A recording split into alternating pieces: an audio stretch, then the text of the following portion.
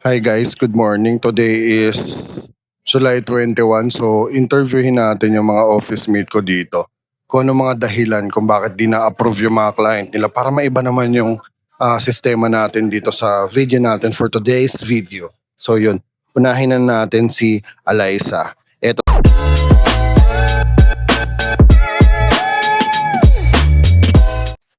Sister, bakit di na-approve yung client mo?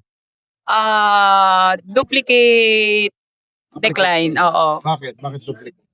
Kung kani-kanino nagpapasa yung client, akala niya it's more fun in the Philippines na okay lang na mag-apply sa kahit anong dealer. Tamang, isa yun. Actually, isa yun. Ito si Sister Ivy Aya. Bakit hindi na-approve yung client?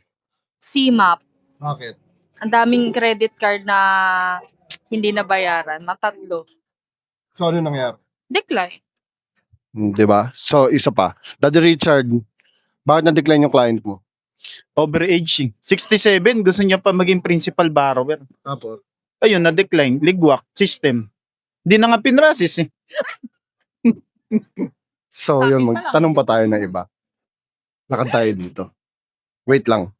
Dito tayo sa mga ibang grupo dito sa office. So, eto si Boss Bray, bakit na-decline yung client?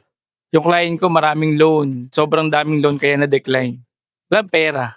Naubos na. Naubos na. Overexposed. Overexposed na. Tsaka marami siyang ina-applyan eh. Marami siyang ina-applyan. Gamit na gamit na yung pangalan niya. Yun, so narinig nyo ha. Hanap pa tayo ng iba. Tayo ulit kay Sister Venus. Ben, bakit na-decline yung client? May previous loan, tapos yung payment niya before hindi okay. Marami siyang delay payment. Yun lang. Kaya, Gawa. oh yes. Diba, narinig nyo? So, hindi lang naman isa o tatlong ahente nagsabi nun. So, hanap pa tayo dito. Eto maganda to eh.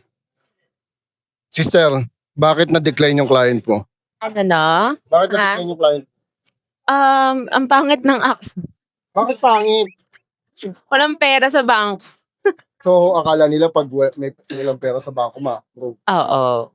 So, anong maganda doon? Depende. At maganda talaga pera sa Oo, bangko. dapat. Ganda ni girl, no? So, hanap pa tayo na iba. Ha? Ganda yung uncle. Wala na, nandiyan ka na eh. Hanap pa tayo isa. Machoman. Eto si Machoman. Hey Mark, bakit na-decline yung client mo? Maraming utang sa credit card, home credit. Yun lang, pati home credit. Oo, marami. Kaya na-decline. Kala kasi nila kahit hindi nila bayaran yung home credit, makakuha ng kotse, no? Hindi. So yun guys, narinig nyo ha.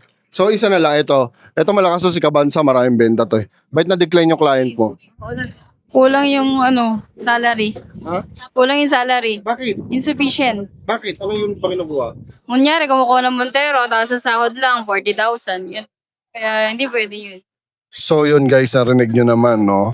Ang dami na nila nagpatunay na hindi talaga lahat para sa atin ng car loan.